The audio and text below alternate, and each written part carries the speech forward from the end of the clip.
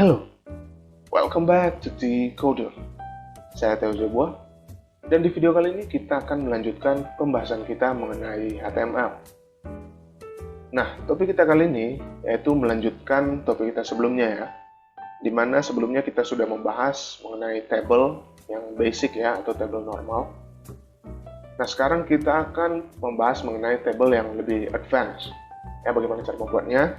Kita akan langsung saja ke prakteknya. Silakan buka folder pembelajaran kita melalui Visual Studio Code.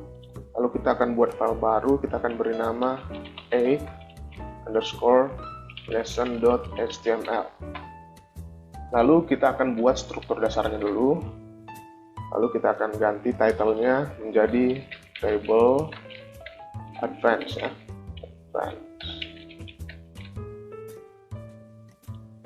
Kemarin struktur dasar dari tabel yang kita buat adalah seperti ini ya. Ya kan? Tapi untuk tabel yang lebih advance, struktur dasarnya agak sedikit berbeda ya. Struktur dasarnya itu kita bagi menjadi 3 bagian, yaitu ada table head, lalu ada table body, lalu ada table foot. Ya. Nah, di dalam masing-masing tag ini, di sini kita akan buat baris dan kolomnya. Ya, misalnya ini, kita akan buat baris pertama, lalu kita buat kolom. Nah, kolom untuk table head biasanya kita tandai dengan tag th. Ya, kemarin kita menggunakan tag td ya untuk datanya, tetapi untuk table head, untuk judul-judul setiap kolom, kita menggunakan tag namanya th ya. Jadi tag th ini berfungsi membuat tulisannya menjadi tebal nanti ya, atau bold, sama seperti kita menggunakan tag strong. Misalnya kita buat di sini head gitu ya. Lalu dalam body, table body kita buat baris lagi. Lalu kita buat kolom td ya, table data, karena ini body biasanya kita membuatnya pakai tag td. Jadi misalnya ini data. Lalu untuk table foot, di sini kita gunakan biasanya tag th juga ya, supaya tulisannya lebih tebal gitu ya. Kalian bisa menggunakan tag td juga nggak apa-apa. Sini kita buat foot ya.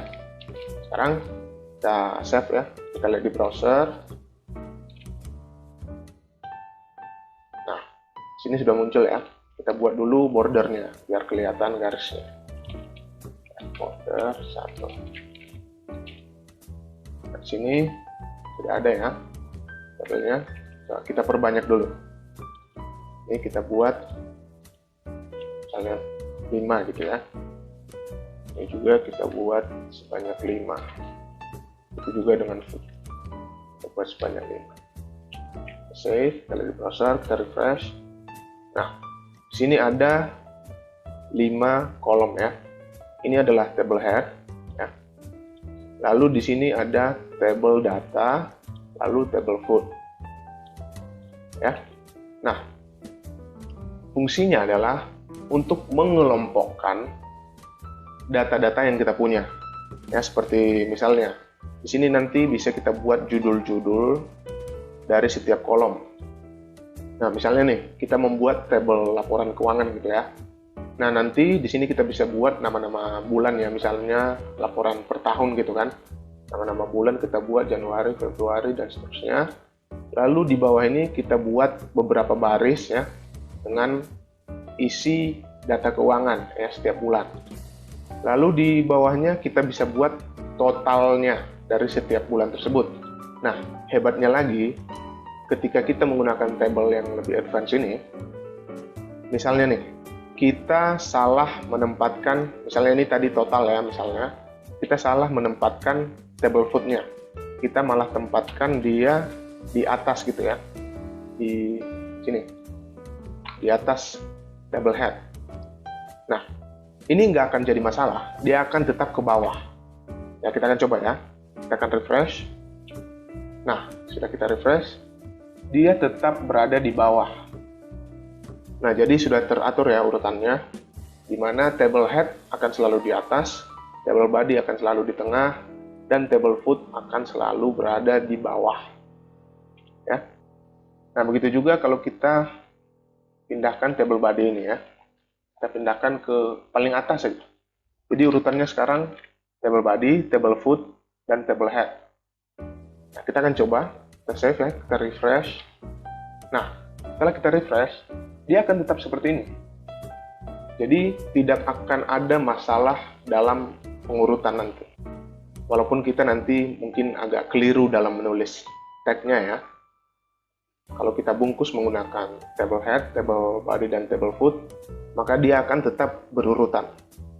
Nah, itulah salah satu kehebatan dari table yang lebih advance ini ya. Nah, itulah pembahasan mengenai table advance ya. Nah, sebenarnya masih ada satu lagi ya, yaitu call group.